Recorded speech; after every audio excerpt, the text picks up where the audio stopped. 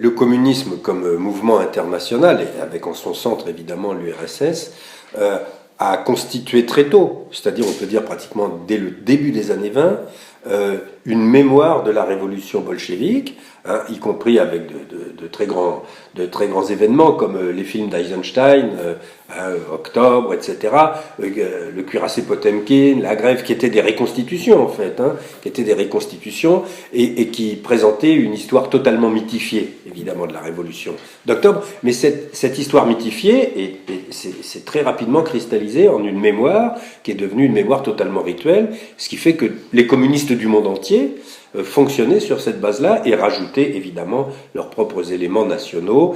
Et en particulier, à partir de 1944-45, il y a une très forte mémoire de la résistance, hein, puisqu'à partir de 1941, le mouvement communiste avait appelé à la résistance dans toute l'Europe, la résistance aux nazistes. Alors cette mémoire-là, elle a été extraordinairement puissante pendant toutes les années 40, 50, et même ensuite 60, 70, 80.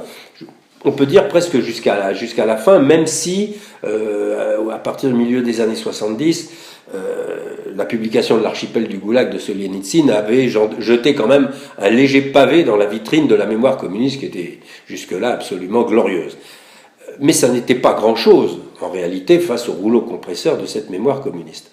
Mémoire communiste qui d'ailleurs pouvait tout à fait s'accommoder ou s'allier à d'autres mémoires. En France, c'était tout à fait clair, on avait une espèce d'architecture comme ça, en ogive, la mémoire communiste d'un côté, la mémoire gaulliste de l'autre, qui reposait évidemment sur la résistance. Bon. En 1989-91, cette mémoire qui en plus dans tous les régimes communistes d'Europe et du RSS était devenue l'histoire obligatoire, c'est ce qu'on apprenait à l'école. Bon, d'un seul coup, ça s'est écroulé. Non seulement ça s'est écroulé, parce que les régimes se sont écroulés, mais parce que les gens qui avaient eu à subir ce type de régime, d'un seul coup sont sortis des catacombes, où ils étaient obligés de se cacher, n'avaient pas le droit d'en parler. Hein, par exemple, les dizaines de millions de gens qui, en URSS, avaient eu à subir le goulag, soit directement, personnellement, soit au sein de leur famille, etc. Donc, ils sont sortis du silence et ils ont commencé à parler, à publier, à faire des films, etc., etc. Et donc, ils ont fait voler en éclats cette mémoire communiste. La chute des régimes communistes n'a pas fait disparaître les nomenclaturas communistes. Et les nomenclaturas communistes, c'est pas quelques personnes. Hein, le Parti communiste d'Union soviétique, c'était 20 millions de personnes. Donc, c'est une véritable partie de la société dont toute l'identité reposait sur cette mémoire glorieuse. Et qui, d'un seul coup, s'est trouvée totalement contredit, déstabilisé.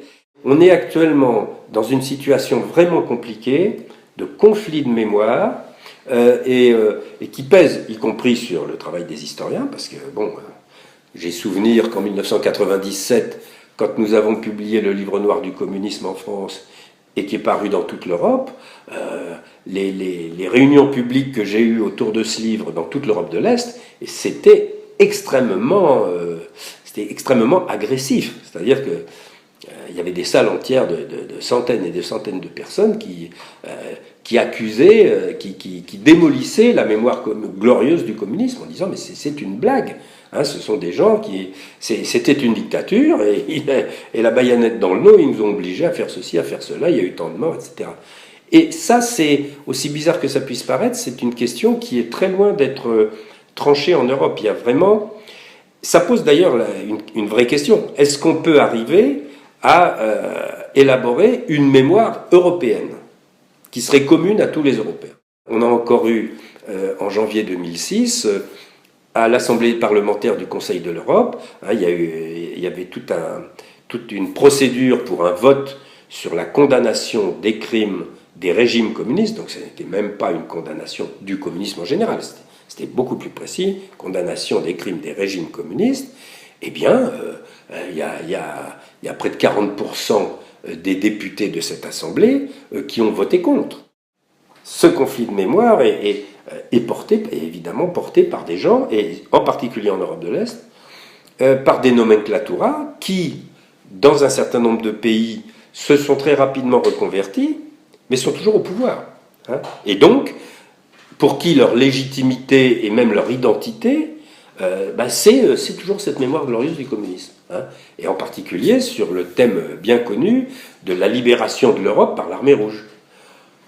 Ça, c'est le discours que continue à tenir Poutine et que Brejnev tenait évidemment de manière constante. On voit un régime Poutine qui est en train de reconstituer la mémoire glorieuse du régime soviétique. C'est tout à fait extraordinaire, y compris la réhabilitation de Staline, devenu le grand manager, le grand vainqueur de la Deuxième Guerre mondiale, etc., etc. Quand ces régimes communistes se sont effondrés, les archives ont commencé à s'ouvrir, et les historiens sont arrivés, et j'en étais, puisque j'étais un des premiers Français à rentrer dans les archives à Moscou, et là, on a découvert, sur une base documentaire incontestable, la vraie dimension du régime, et en particulier sa dimension criminelle, répressive, terroriste, etc., et puis sa dimension de contrôle sur l'ensemble des partis communistes, puisque le Comintern était un système de contrôle extrêmement étroit de tous les partis communistes, à commencer par le nôtre.